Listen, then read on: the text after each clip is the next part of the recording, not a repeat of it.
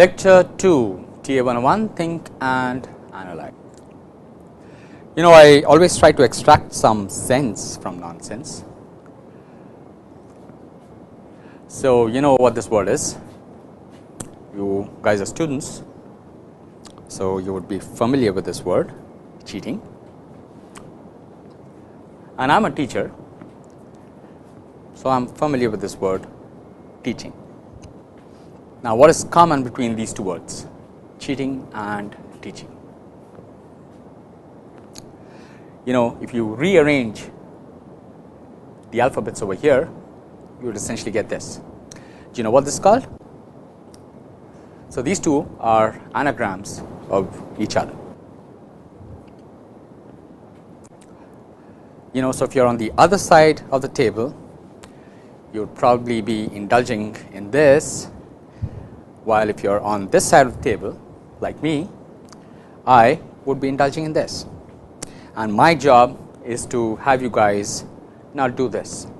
Anyhow, polygons and conics. What would a polygon say to a conic? So, you know, this is this, I'm a movie buff, and I was watching this movie, Jerry Maguire. And, you know, Jerry Maguire was managing one of the football players, one of the upcoming football players. And there are like two phrases in that movie which I like very much, which I guess you all may also be familiar with. Anyway, so what would a polygon say to a conic? Show me the bunny. In the movie, it's like, show me the money, show me the bunny. Here you go. And what would, or how would a conic retort? Draw me, draw you. Help me, help you. Draw me, draw you. All right. So, Tom Cruise, I'm sorry. But anyhow, so basic construction and conics. So, this is what I'm going to be covering in this lecture. So, this is the second lecture in the first week, Introduction, Basic Constructions. All right. So, we will be focusing on how to construct a hexagon. You know, it's in the family of, it's a member of the family of polygons. And there are these two methods that we'll be discussing, vertex to vertex distance method and distance between flats. All right. So, given two vertices, this one, and let's say we are given this distance d between these two vertices. How do I construct a hexagon? So, this is what I would do. I would divide this line into two equal parts. You know, I'll draw an arc with this as center and radius as d over 2, and another arc with this as center and radius as d over 2. Okay, so that these two arcs, they happen to meet at the midpoint of the line and are also tangent to each other. And with this midpoint as center, I'll draw a full circle of radius d over 2.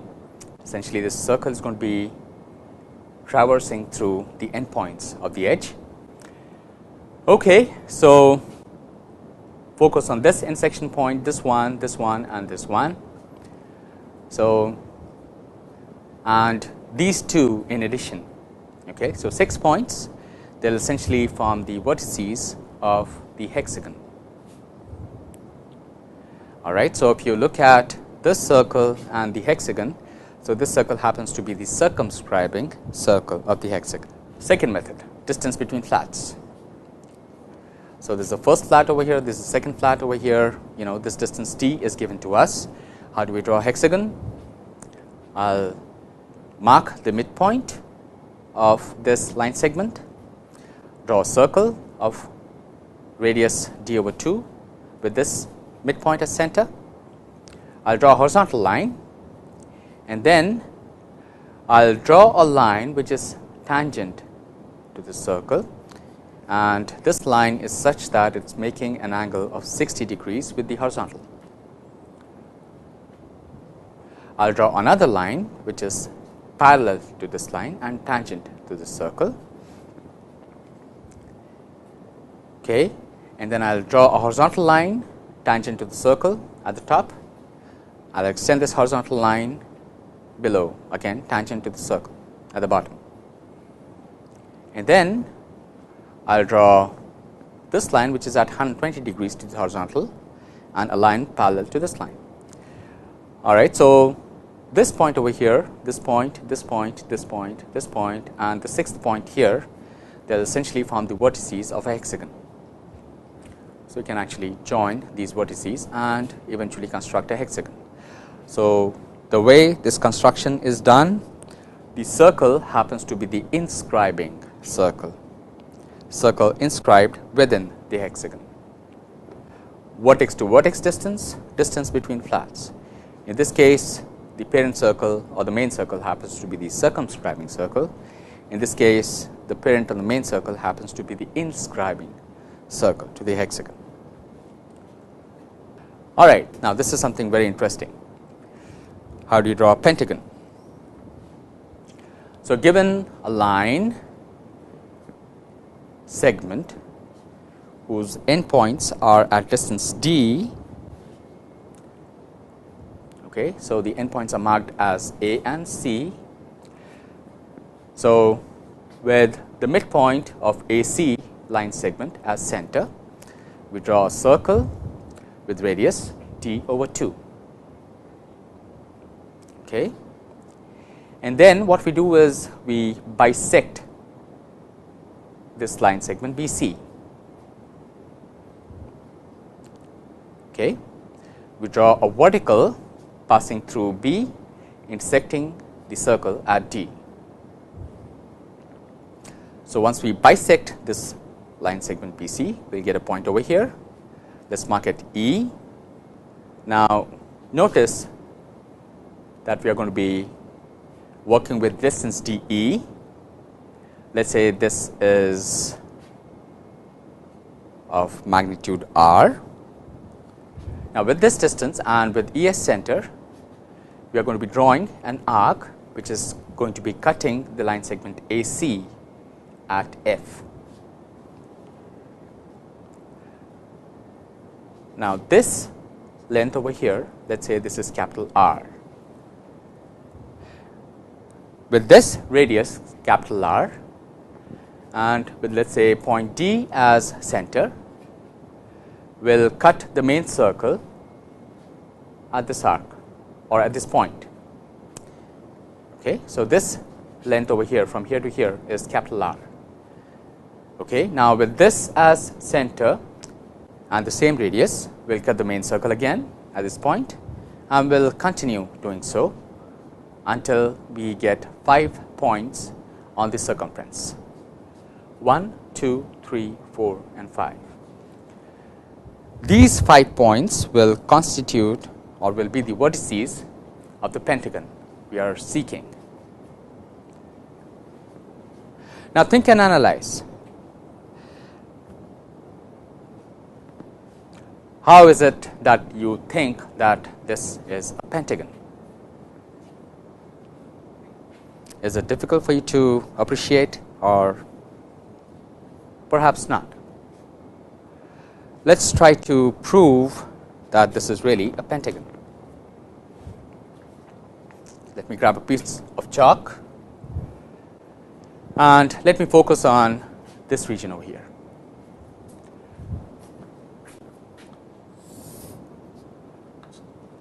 So, this is my point B, here is my point D.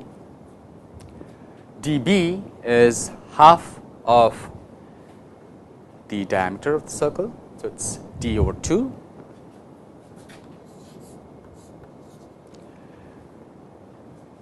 Now, this distance is again D over 2 and BE is half of BC.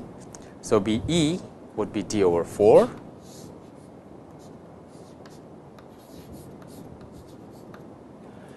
And now, look at this distance DE.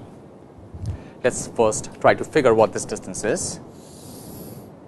So, this is R, then we will have R squared by Pythagoras theorem as D squared over 4 plus D squared over 16. This is equal to, if I multiply and divide by 4 here, 5 D squared over 16, implying that R is d over 4 times root of 5. All right. Now, let us try to figure what this distance is, capital R. Now, if I go leftward from B, I am looking at point F here.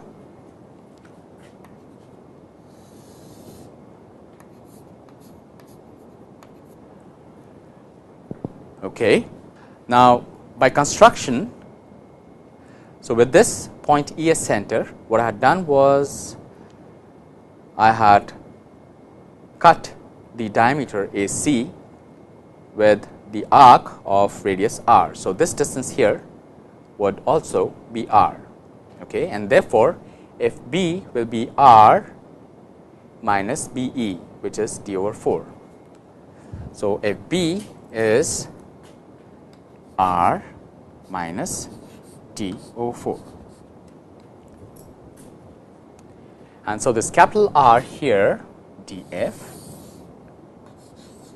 can also be determined using Pythagoras theorem. So, capital R squared equals d squared over 4 plus the square root of this r minus d over 4 the whole square.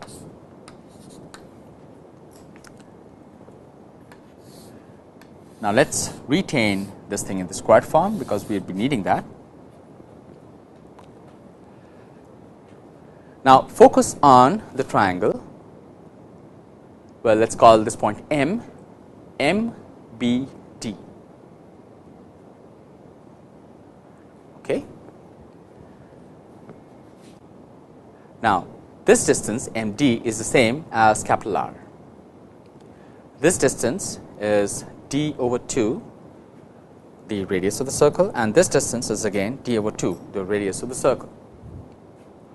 So, let me draw this point here somewhere M. So, this distance here is capital R, this is d over 2, and MB would again be d over 2. And let me say now that I am interested in trying to find what this angle theta is. So, we can use the cosine rule, and the cosine rule is such that cosine of theta equals d squared over 4 plus d squared over 4 minus this distance over here r squared over 2 times d over 2 d over 2, which is equal to, this is d square over 2 minus r squared over, this is again d square over 2,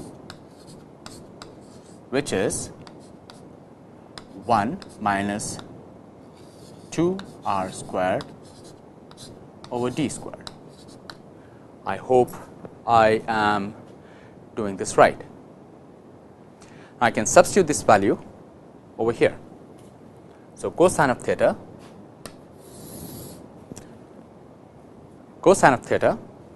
let me write this thing down here, equals 1 minus 2 times r squared is d squared over 4 plus small r minus d over 4 the whole squared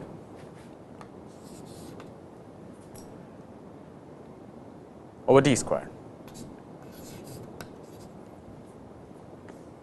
Okay, which is equal to 1 minus, within parenthesis, this would be 1 over 2, yeah, minus 2 over d squared r minus d over 4 the whole square. let's substitute this value over here and let's see what we get.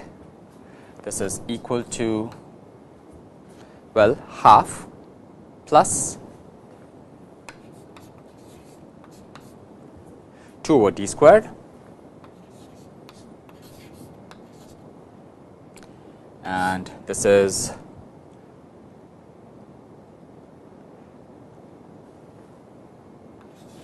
d over 4 root of 5 minus d over 4 the whole squared,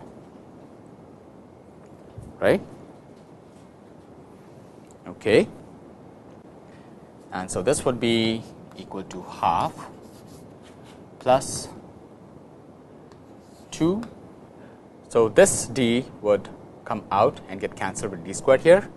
From here we will be getting 16. So let me write this thing down over here, 16, and then this is root of 5 minus 1 the whole square. Let's see what this is.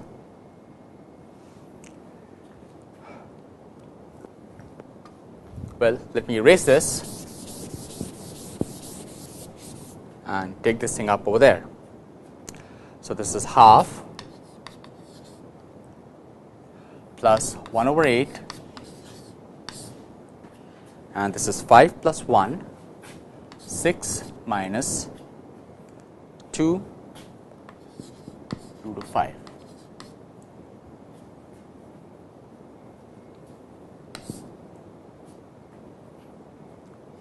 Seems a little awkward. Let's see where it takes me.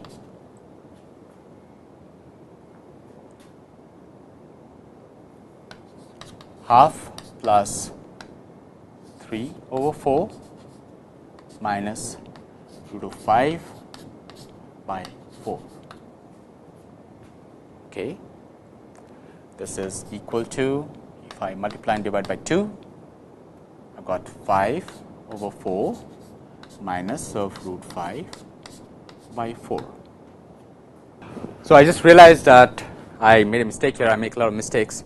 So instead of the positive sign over here, I should have really had a negative sign.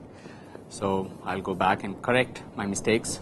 So this is a negative sign here, because of which this would be negative, because of which I guess this would be negative,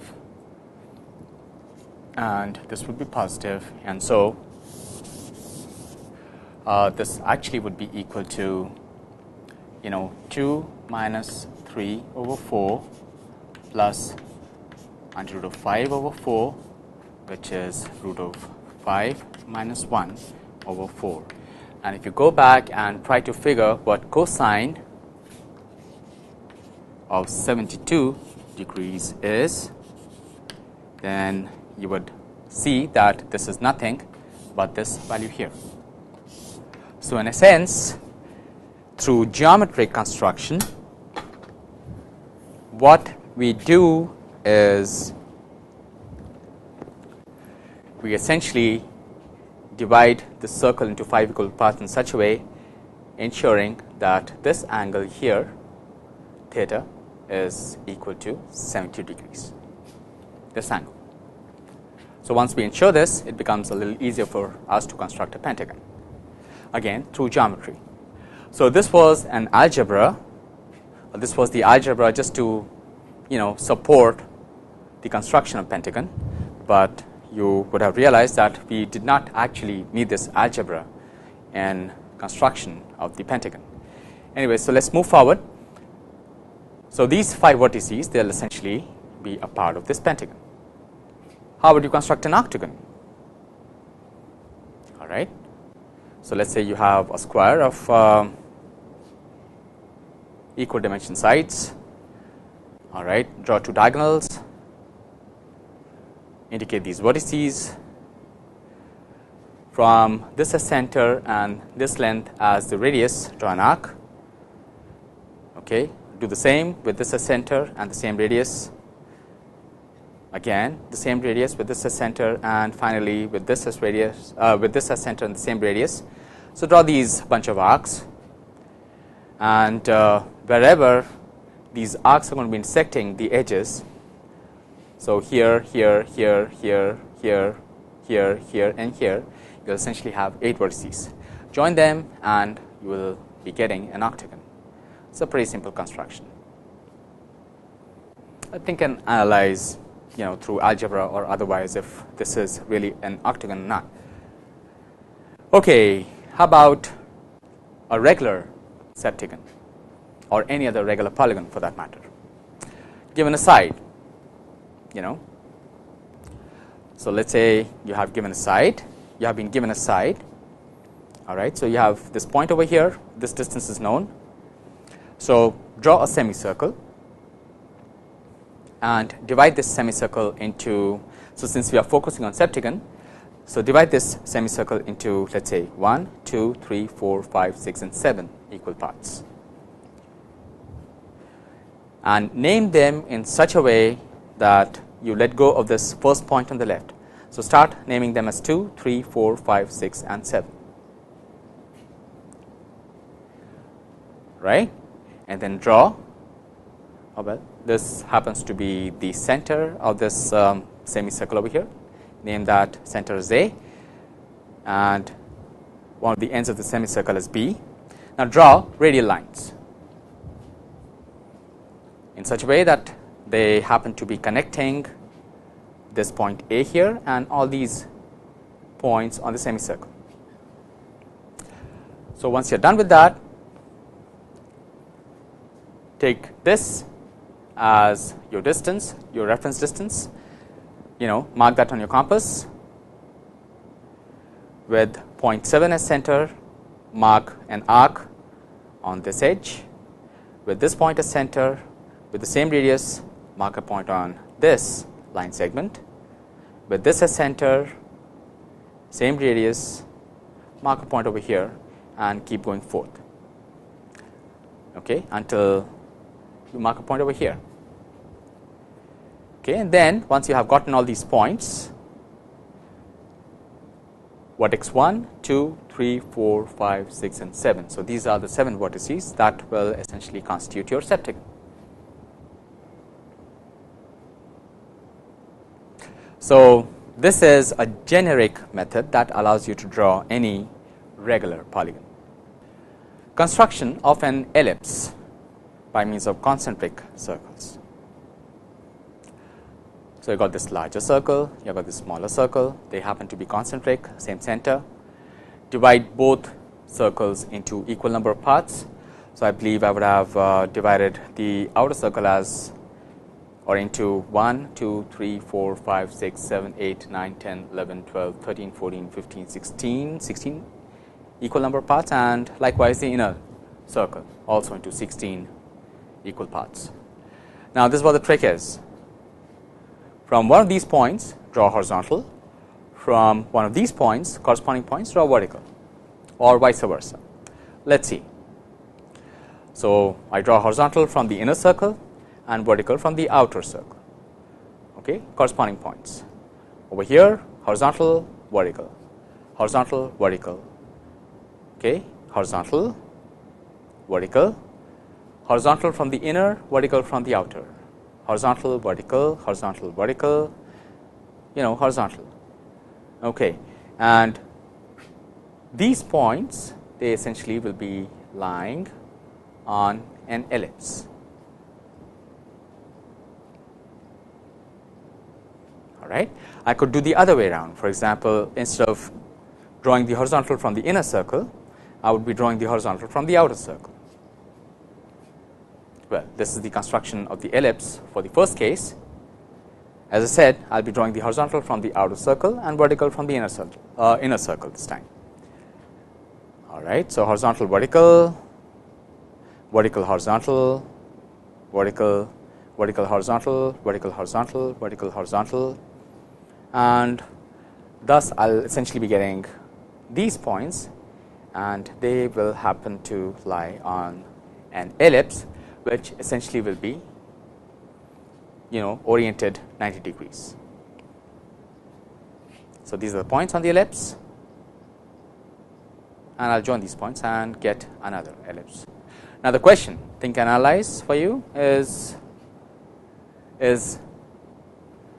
this or this an exact ellipse or not. Let us try to find it out. So, let us join the corresponding points on the inner and outer circle, have this horizontal, have this line segment over here, let this angle be theta. So, let this point P, or rather let this point be P, and the coordinates of P would be B cosine of theta and B sin of theta, where B is the center of, or B is the radius of the inner circle. Likewise, point over here Q will have coordinates A cosine of theta, A sin of theta, where A is the radius of the outer circle. Okay, and if you focus on this point, okay, what would be the x coordinate of this point and what would be the y coordinate of this point? Can you guess? You have these values over here.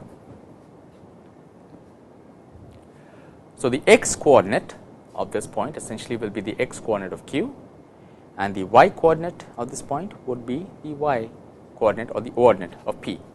So, essentially if this point is represented as x and y, then x will be A cosine of theta, y will be B sin of theta, and of course, if you go back to your 11th grade or 12th grade coordinate geometry, you would readily confirm that x y is nothing but a point on the ellipse, and therefore, this ellipse is an exact ellipse. Yeah. All right. So, if I want to draw a tangent or a normal at any point on the ellipse, what do I do? Let us say I have this point here, I would like to draw a tangent or a normal at this point P. Okay. Now, what I will be doing is I will be using one of the properties of the ellipse. First, I will try to figure the focal or the two foci. Now, let me go back, let me draw the horizontal and let me also draw the vertical. I will sit at this point, let us say, and I would rather already know the length of the major axis of the ellipse. Okay, I will take half of that distance. With this as center, I will draw two arcs over here and here. This point being M, okay, I will mark a point over here. So, this distance is half the major axis, and I also mark a point on the other side of the major axis. So, these two circles would represent the two foci of the ellipse, and the property I am using is straightforward. So, if I take any point on the ellipse, okay, so the distance of this point from this center and this center, if I sum these two distances, that sum will always be equal to the length of the major axis. So, two foci F and G, and this is the property I just had mentioned. So, M being a point on the ellipse, distance Fm plus distance Mg has to be equal to 2a, where a is the length of the semi major axis. Okay, so having found the two foci, I'll join, or I'll draw a line segment joining F and P. I'll draw another line segment joining P and G. I'll take the angular bisector of the angle FPG. You know how to draw the angular bisector. And this line over here essentially will be the normal at point P. All I need to do is, using a compass or using a ruler, I have to bisect this angle. This angle is 180 degrees, I have to bisect it, and I'll do exactly the same thing, bisect the angle. Once I do that, this line segment here will be the tangent to the ellipse. Normal to the ellipse N and tangent to the ellipse. Now, think and analyze TA. Why is the N, this line segment normal to the ellipse? Okay, construction of ellipse by intersecting arcs. Again, I will use the same property I had discussed before. So, if I have a point M on the ellipse and if I have these two foci of the ellipse, well, these are not the foci, but they happen to be the points at the extreme ends of the semi or of the major axis. Okay, so, if the length of the major axis is 2a, if the length of the minor axis is 2b, it should be this way, I guess. Never mind. So, the property is any point, well, let me see. If f and g are two foci and if t is any point on the ellipse, then f t plus t g has to be equal to 2a. All right. So, what I will do is I will divide 2a into equal number of parts. Let us say the entire length, this length over here, which is given to me, into equal number of parts. Let me mark the extreme points on the ellipse as p and q. Okay. There I go. Well, and then what I would do is, if I choose, let us say, this length, okay, and draw an arc with center f and this length, then I will have to choose this length for the radius of the other arc that I am going to be drawing with g as center. That would be my point, one of my points t on the ellipse. Okay, and I will do that, for as many points as possible. Once again, so if I choose, any other point over here, let us say this one, if I choose this length with this length as radius and this as center, I will draw another arc, and with this as the radius and center as g, I will draw the second arc. The intersection of these two arcs will give me another point. So, I will keep getting these points, and that would essentially help me draw the ellipse. Straightforward. Think and analyze what is the maximum radius of the arcs possible from point F or G. That's for you to think. Always a good idea to think.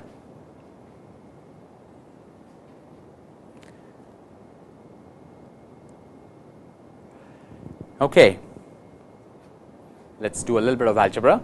Choose any point t over here. Let us mark f t as distance d1 and let us mark g t as distance d2. Let the coordinates of t be x and y, and it so happens that point t is a result of this property that d1 plus d2 has to be equal to the length of the major axis of the ellipse 2l. Okay. And essentially d1 plus d2 is a constant because 2l is constant for a given ellipse. Now, for a simple case, if I choose g such that it has coordinates a0, then f would be such that it would have coordinates minus a0 with this point as center. And if I do a little bit of algebra, so d1 essentially would be x plus a the whole squared plus y squared, and d2 will essentially be x minus a the whole squared plus y squared, and that is equal to constant. And with a little bit of algebra, I will get this equation: x squared over c squared over 4 plus y squared over c squared minus 4a squared, the entire thing over 4 is equal to 1. And it so happens that if you choose, if you represent this as, some a1, if you represent this as some b1, then it's like x squared over a1 squared plus y squared over b1 squared is equal to 1, which is the equation of an ellipse. So, apparently, this happens to be an exact ellipse. And precisely so, if this constant c is greater than or equal to 2 times a, I think. Yeah. All right, so you can use the same property. Let me go back. You can use the same property, have a pin here at one of the foci, have another pin here at the second focus, and you can have a loop of string. So this distance and this distance, making sure that the sum of these two distances is a constant, you can draw an ellipse. Trammel of Archimedes, another way of constructing an ellipse. All right. So let's say you have two line segments, M and N. Well, so you have this length equals 2a. Have 2 points, red and green.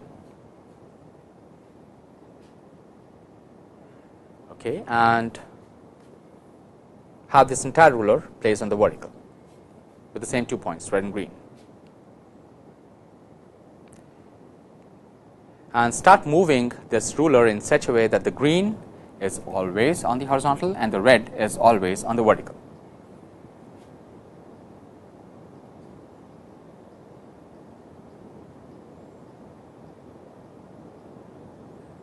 Okay, and let me go back. See what's happening. Focus on this point. Green always on the horizontal, red always on the vertical. This point is actually leaving some traces out over here, and these traces are nothing but points which are going to be lying on the ellipse. So you can do the algebra and figure that this also kind of gives an exact ellipse. Let me skip this algebra. Well, let me go back and let me try to work out the algebra for you. All right, so for any position of this line, you'll have this as distance y, you'll have this as distance x. Okay. Join point R with the vertical over here. So this triangle and this larger triangle, they are essentially similar triangles. Let me call this y1, let me call this x1, and let me have this length as L1 and this length as some factor f of L1.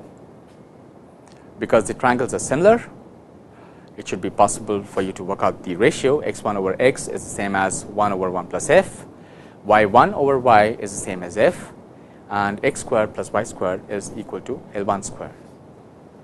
Do a bit of algebra and you will get x1 over 1 plus f the whole square plus y1 over f the whole square equals L1 square.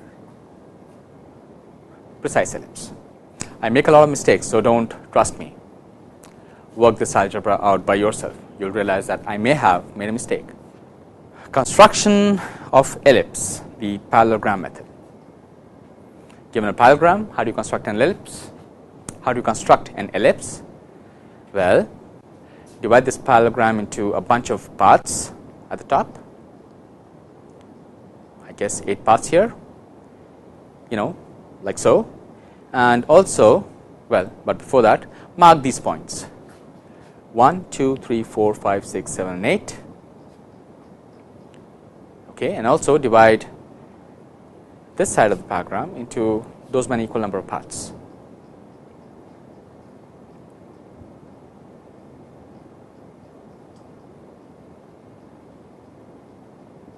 Now watch out for the way I am numbering them. I am numbering these points from here, 0, 1, 2, 3, 4, 5, 6, 7, 8, and over here it's going to be slightly different. It's going to be from here to here. Okay, so once I have that, then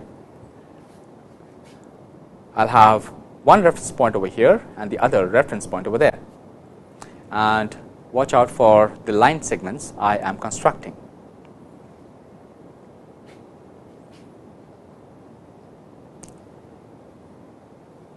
Well, in fact, I can have the same points on this side. watch out for the line segments I am constructing. So, I would imagine that this point and this point essentially will be lying on the ellipse. With this as reference, I will have my line segment pass through point 1. With this as reference, I will have my line segment pass through point 1. This is a point on the ellipse, the intersection of this line segment and this line segment. Okay, from here, I will have a line segment pass through this point 2, and from here, I will have my line segment pass through this point 2 here. So, the intersection of this line segment and this line segment over here will give me another point on the ellipse. So, it is always a good idea for you to have some reference associated with the points or the geometric entities that you are using for construction. For example, from here I will draw a line segment passing through 3. From here I am going to be having a line segment passing through this point 3 here. Intersection of these two line segments will be a point on the ellipse, and I will continue like so. Okay.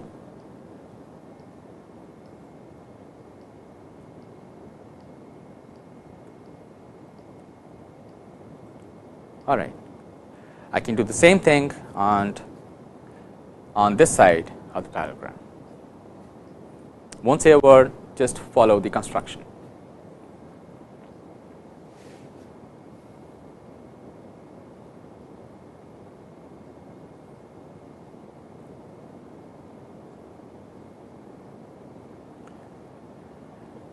Okay, and what I could do is I could mirror these sets of points over there, mirror this set of points over here, and once I have these points, essentially all these points, they happen to be lying on the ellipse.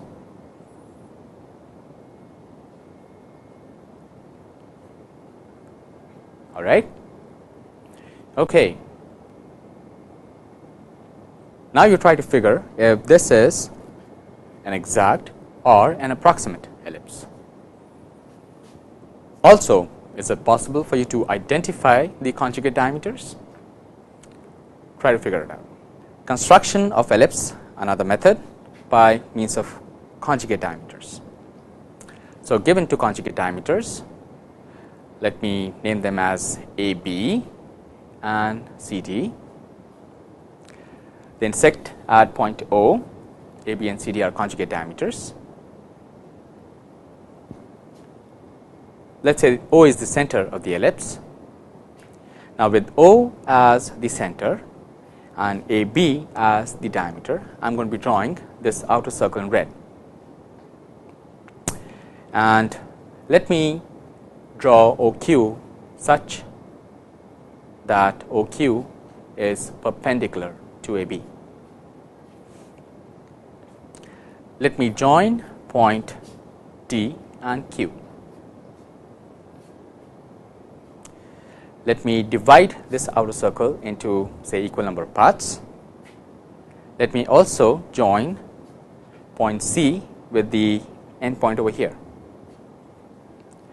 Now, you would see that I am using line segments with different colors, just to indicate that they are parallel. So, this line segment is parallel with this line segment.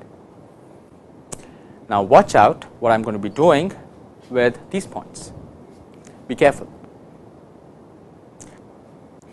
Now, I am going to be drawing a line which is parallel to this line here, OQ, and likewise over here. Again, I am depicting these lines using color blue, just to emphasize that these lines are parallel.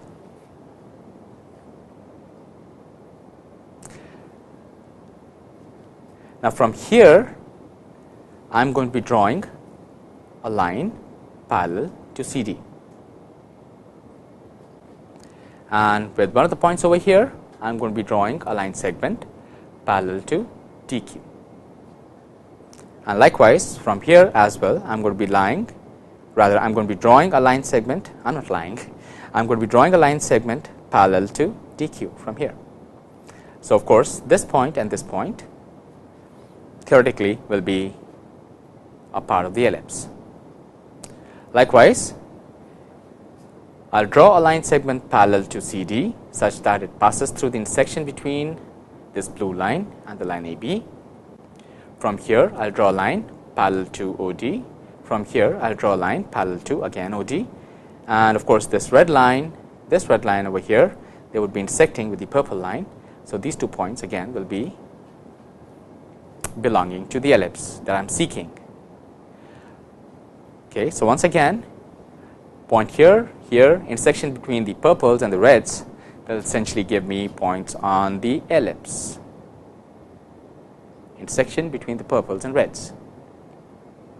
So, this is how I draw an ellipse using conjugate diameters. Is this an exact ellipse? Go figure. All right. One of the final methods of constructing an ellipse, the 4-center method. So, given a rhombus, once again, given a rhombus, these 4 lengths are the same, just that the angles are not 90 degrees, otherwise it would have been a square.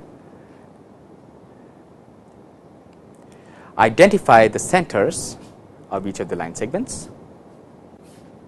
Okay. Now, the first thing you would want to do is identify and draw the longest diagonal. So, of course, this one is not the longest diagonal, but the other one which is the longest diagonal. Now, look at this point, go to the opposite vertex, join this point with this vertex, and likewise look at this point, look at the opposite vertex, join this point with this vertex.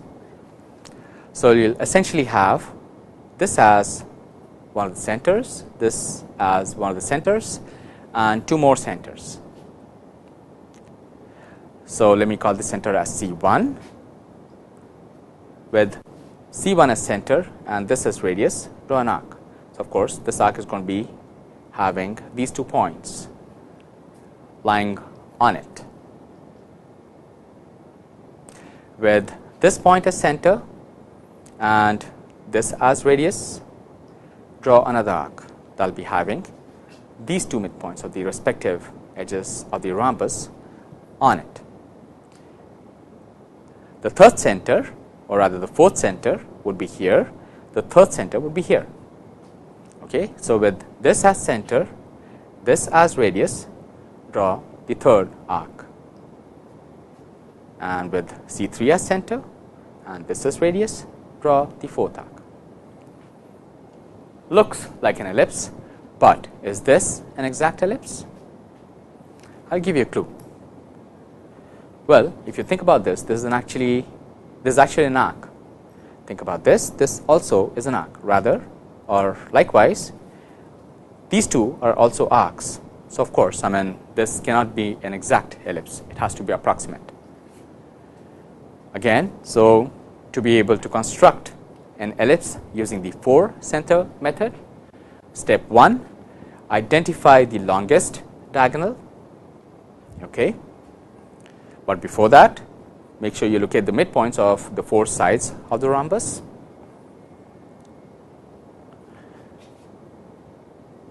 Okay. Now, there would be a vertex on this side of the longest diagonal and on this side of the longest diagonal. So, one vertex over here, one vertex over here. Identify those vertices and join the corresponding vertices with the corresponding midpoints of the edges of the rhombus. So, from here to here and then from here to here. Okay. So, you will essentially have 4 centers, center C1, center C2, center C3 and center C4, and follow the procedure. As I said, this is, or this has to be, an approximate ellipse, because all these 4 geometric entities are arcs. They cannot be a part of the ellipse. And of course, this, as I said, the clue, you have to identify the longest diagonal first. But this method works only with rhombus. It doesn't work with parallelograms, for example. So for example, if this length and this length, they have to be the same, and if they are different from these two lengths, then this method will not work. Incidentally, this arc has to be tangent to these two line segments. This part, it has to be tangent to these two line segments, and that would not be the case for any generic parallelogram. Construction of a parabola. All right, so given one line segment, divide that into equal number of parts. Let's say 1, 2, 3, 4, 5, 6, 7. Another line segment, divide them also into equal number of parts. Just make sure that you follow the numbering. So for this line segment, I am now numbering from this point over here, which is the intersection between this line segment and this line segment. For the other line segment, I am numbering the other way around. So I am starting from one of the endpoints of this line segment, and join 1 to 1, 2 to 2, 3 to 3, keep going, okay, and try to figure an arc that is tangent to all these line segments. Okay, once you get that, so it's this green curve which is the parabola that you're seeking. Keep thinking and analyzing. Until next time.